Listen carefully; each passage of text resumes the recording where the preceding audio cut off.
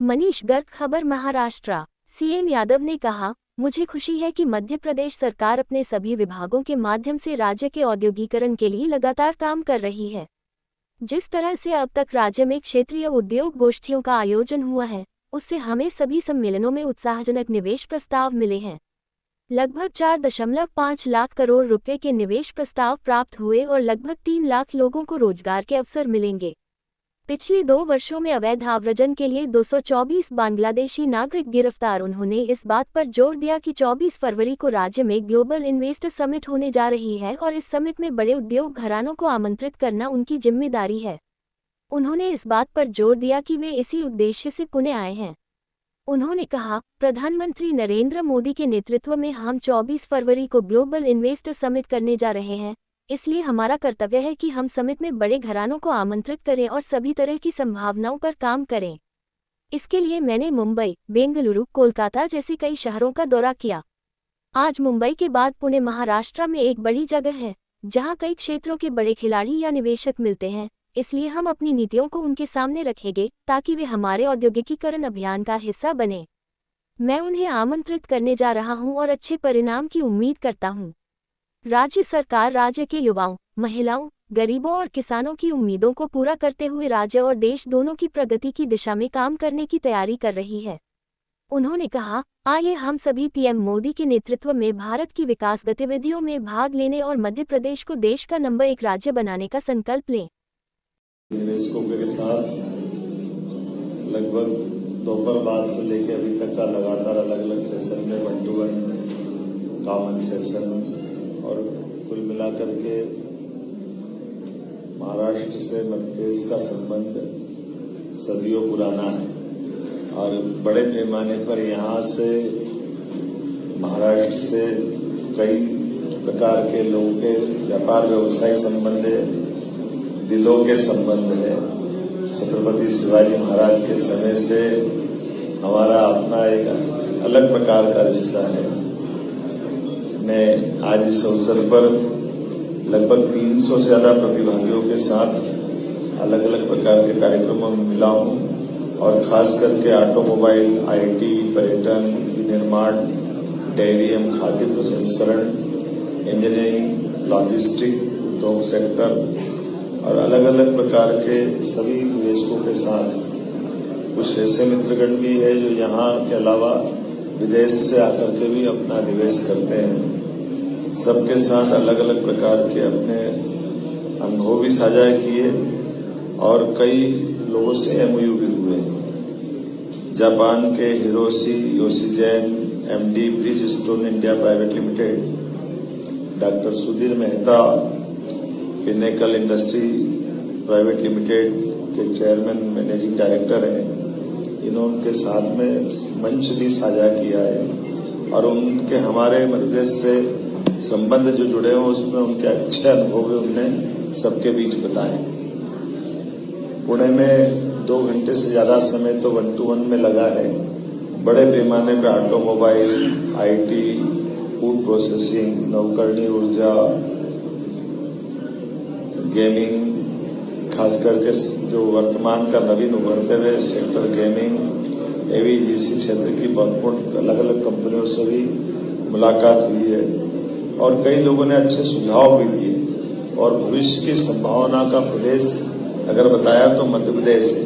मुझे इस बात की प्रसन्नता है कि हमारी ऑटोमोबाइल सेक्टर से भी बड़ी अच्छी एक तरह से संभावनाओं के साथ कई सारे हमसे जुड़े हुए लोग, जैसे हमारी फोर्स लिमिटेड आईटीआई के साथ मिलकर के मैन्युफैक्चरिंग में भी वो निवेश करेंगे। ऑटोमोबाइल कंपनी खास करके फोर्स ने बहुत पुराना मध्य से संबंध रखा है। मैं उम्मीद करूंगा कि कुल मिलाकर के अलग अलग प्रकार के सभी मित्रों के साथ जिस प्रकार के निवेशकों के हमको रिस्पांस मिले, साथ ही साथ मैंने हमारी 24-25 फरवरी को ग्लोबल इन्वेस्टर समिट होने वाली है जिसमें यशस्वी प्रधानमंत्री आने वाले हैं। भोपाल में होने वाली समिट के लिए भी हमने निमंत्रण दिया है और मुझे इस बात का संतोष है जिस प्रकार से हमने रीजनल इंडस्ट्री कॉन्क्लेव पिछले 1 वर्ष में हमारी सरकार के गठन के बाद जो की थी, जिसका बहुत अद्भुत रिस्पांस आया। जिस प्रकार से आज मैं पुणे में बात कर रहा हूँ, यही हम पुणे के पहले कलकत्ता, कोयम्बटूर, बेंगलोर, ऐसे बम्बई सभी स्थानों पर जाकर रोड शो करके यहाँ निवेशकों को आमंत्रित करते हुए मध्य प्रदेश से जोड़ने का हम प्रयास कर रहे हैं। और हमने निवेशकों से कहा भी आप यहाँ भी व्यवसाय करिए, हमारे यहाँ भी करिए। कुल मिला के यशस्वी प्रधानमंत्री श्रीमान नरेंद्र मोदी जी के नेतृत्व में हम जब देश को आर्थिक रूप से एक तीसरी अर्थशक्ति के रूप में बनाने के लिए संकल्पबद्ध है, तो ऐसे में हमारे मित्र यहाँ के मुख्यमंत्री श्रीमान देवेंद्र फडणवीस और हम लोग मिलकर के अपने अपने राज्य के लोगों को व्यापार व्यवसाय बढ़ाने की सभी अनुकूलता दे रहे हैं। पिछले समय हमने अपने निकटतम राज्य वालों से नदी जोड़ो अभियान पे भी बड़ा काम किया था। राजस्थान के साथ जुड़ करके केन बेतवा पार्वती लिंक योजना के माध्यम से माननीय प्रधानमंत्री जी की मौजूदगी में जयपुर में भी हमने 2 राज्यों के भीतर हमारे प्राकृतिक नैसर्गिक संसाधनों का भी बंटवारा कितने अच्छे कुशलता के साथ करें, इसका उत्कृष्ट उदाहरण पेश हुआ। दूसरा, राजस्थान के साथ ही हमने एक और राज्य उत्तर प्रदेश के साथ केन बेतवा लिंक परियोजना पे भी काम किया था, जिसमें यशस्वी प्रधानमंत्री ने हमको आशीर्वाद दिया। बुंदेलखंड हमारा और उत्तर प्रदेश का ये पानी के अभाव के कारण से वहां से वर्षों से पलायन होता रहा है। मुझे इस बात की प्रसन्नता के माननीय प्रधानमंत्री जी ने हमको आशीर्वाद भी दिया और दोनों योजनाओं के लिए 1,75,000 करोड़ का राज्य सरकारों को मदद दे करके 10% राज्य राशि, बाकी सारी राशि भारत सरकार की। और ये वो कल्पना यशस्वी प्रधानमंत्री स्वर्गीय भारत रत्न अटल बिहारी वाजपेयी जी की नदी जोड़ो अभियान जो था, तो आप मान के चलिए कि नदी जोड़ो जब होता है तो राज्य में हमारे लिए न केवल पीने का, सिंचाई का, बल्कि भविष्य में उद्योगों के लिए भी पानी की जो जरूरत होती है उसी से पूर्ति होती है। तो मैं मान के चलता हूँ कि बहुत सारे मामलों में महाराष्ट्र से हमारे अलग प्रकार के संबंध है। भौगोलिक रूप से भी हम महाराष्ट्र से नजदीक से जुड़े हैं। तो आज पूना करके तो ऐसा लगा जैसे अपने परिवार में आए। पूना की आबो हवा मालवा से मिलती जुलती है। पूना की कोई भी सड़क कनेक्टिविटी हो, एयर कनेक्टिविटी हो, ट्रेन हो, जब भी आती भर के आती, जरा भी बीच में गुंजाइश नहीं रहती। हम उम्मीद कर रहे हैं, एविएशन मिनिस्टर से भी हमने कहा था कि हमारी 2 फ्लाइट इंदौर की है, दोनों फुल आती और एक तो दूध वाले की फ्लाइट मान के चलते रात को 3 बजे आती, पर 3 बजे फुल आती है। तो यहाँ से और बढ़ना चाहिए। 150 से ज्यादा हमारे वीडियो कोच से लगातार मध्य प्रदेश और पूना का संबंध बनता है।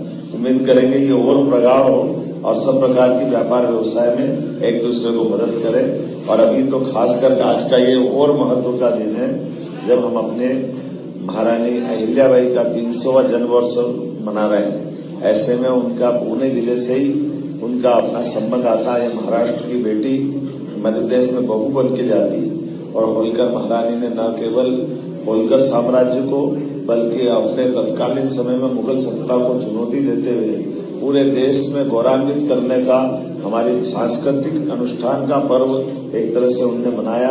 आज बाबा विश्वनाथ का धाम भी जगमगा रहा है। तो अहिल्याबाई के बनाए हुए देवस्थान पर ही हम पूजा करते हैं। विश्वनाथ बाबा अहिल्या माता का बनाया हुआ मंदिर है। सोमनाथ, रामेश्वरम, द्वारका, कौन सा स्थान अहिल्याबाई ने छोड़ा? न केवल मंदिर, घाट, अन्न क्षेत्र, बल्कि माहेश्वरी साड़ी से लेकर के उद्यमशीलता का उस समय भी उन्होंने उत्कृष्ट उदाहरण दिया। स्वाभिमान के साथ जीते हुए खेती किसानी को भी बढ़ावा दिया, सिंचाई के संसाधनों को भी बढ़वाया और व्यापार व्यवसाय से कि कोई राज्य समृद्ध हो सकता है ये मार्ग भी उन्होंने दिखाया था। और इसी क्रम में आज मैं यशस्वी प्रधानमंत्री के नेतृत्व में पुनः एक प्रकार से पूरे देश में निवेशकों के लिए जो अनुकूल माहौल बना है उसी भाव से हम यहाँ आए थे। मेरी अपनी ओर से पूना की इस यात्रा के लिए हमने जो सोचा था उससे भी बहुत बेहतर प्रकार से हमको प्रोत्साहन मिला, ये मैं बताना चाहूँगा।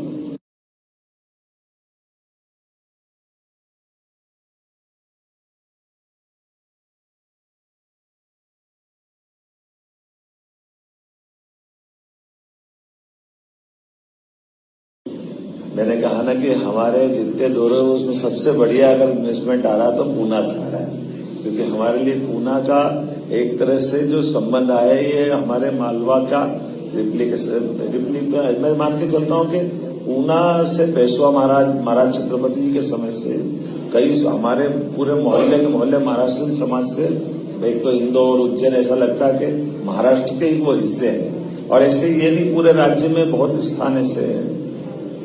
ग्वालियर हमारे लिए सिंधिया महाराज का यहीं से जड़ों से जुड़ा हुआ एक अपना हिस्सा दिखता है। तो मैं जैसे बता रहा हूँ, खास करके आईटी के सेक्टर में, ऑटोमोबाइल सेक्टर में, डेयरी में, हॉर्टिकल्चर में, एग्रीकल्चर में बड़े पैमाने पर निवेशकों ने आज हमको रुझान भी दिखाया है।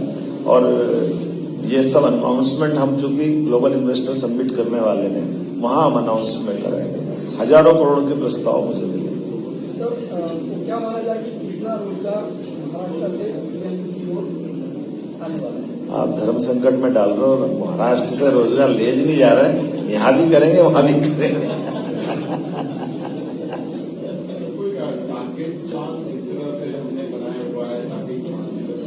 मैं आपकी जानकारी के लिए बता दूं, जैसे रीजनल इंडस्ट्री कॉन्क्लेव हमने हर संभाग में की थी पिछले समय से, छोटे छोटे स्थान पर, जैसे ग्वालियर, जबलपुर, सागर, रीवा, उज्जैन, नर्मदापुरम, अभी शहडोल संभाग की।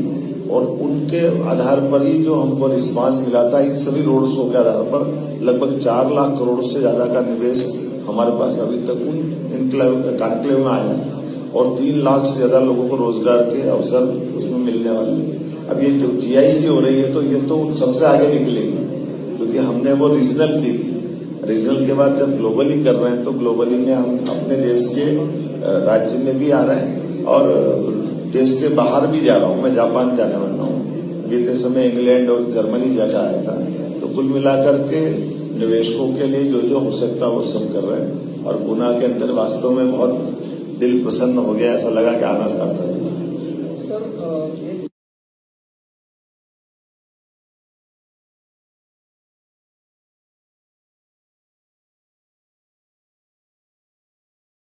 नाम बताओ। चालू है। मैं कह रहा हूँ आपको, जेके सीमेंट वाला लेगी उसको।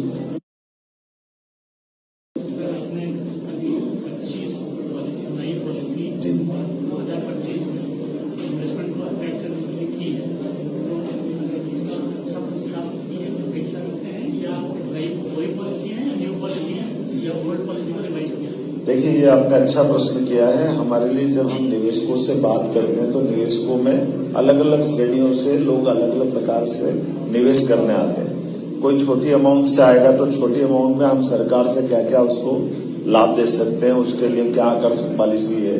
और दूसरा कुछ और बड़ा आता तो उसके लिए भी कुछ पॉलिसी बनी। लेकिन इन पॉलिसियों के अलावा मैं एज ए सीएम इसीलिए शामिल हुआ कि इस सबके बावजूद भी कोई अच्छे आकर्षक निवेश की बात करेगा, तो हम पॉलिसियों से ऊपर जाकर कैबिनेट से भी उसको लाभ दिला करके हम उस संभावना को जिंदा रखना चाहते हैं, जिसके भरोसे से व्यापार व्यवसाय को बढ़ावा दिया जा सके।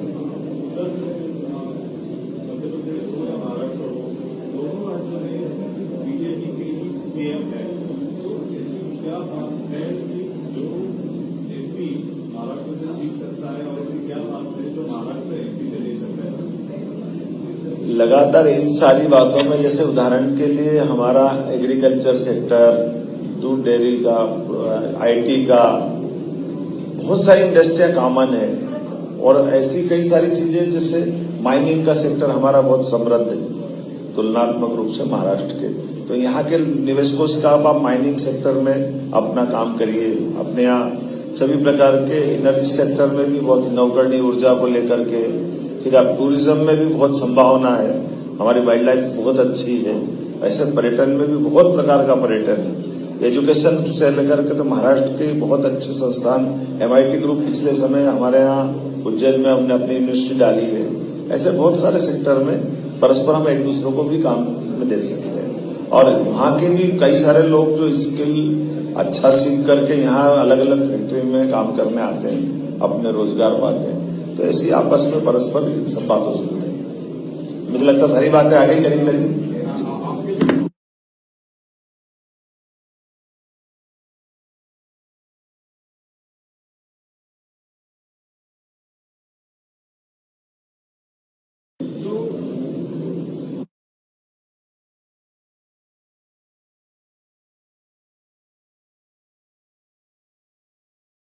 देखिए, ये मैं आपको इस दूसरे ढंग से बोलता हूँ, आप थोड़ा उसको मैं खोल के बोलता हूँ। 2003-4 के पहले भाजपा की जब सरकार केवल 1-2 साल के लिए बनी, 77 में, दूसरी 90-92 में, लंबे समय तक कांग्रेस की सरकार रही।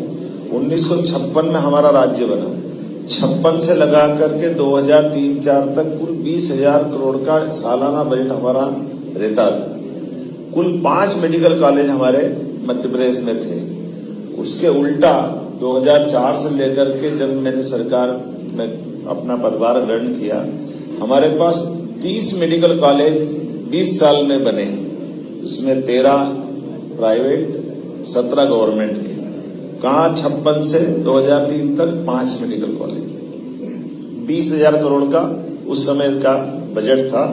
मैंने जब चार्ज लिया तो 3.25 लाख करोड़ का है, और अभी हमने 3.5 लाख करोड़ किया, और अब 5 साल में हम इसको 7 लाख करोड़ तक करने वाले हैं। तो ये भाजपा के लोग ही विकास कर सकते हैं, इस बात की ये पुष्टि होती है। मुझे लगता सारी बातें आ गई। तो अब आपने देवा भाव की सरकार बनाई, इसीलिए तो जनता ने देखो कितना आनंद से आशीर्वाद दिया है। माननीय फडणवीस जी के माध्यम से जनता ने विश्वास व्यक्त किया और काम देखा, तो बड़ी अच्छी जीत हुई। मेरी अपनी ओर से आपके माध्यम से महाराष्ट्र सरकार को बधाई।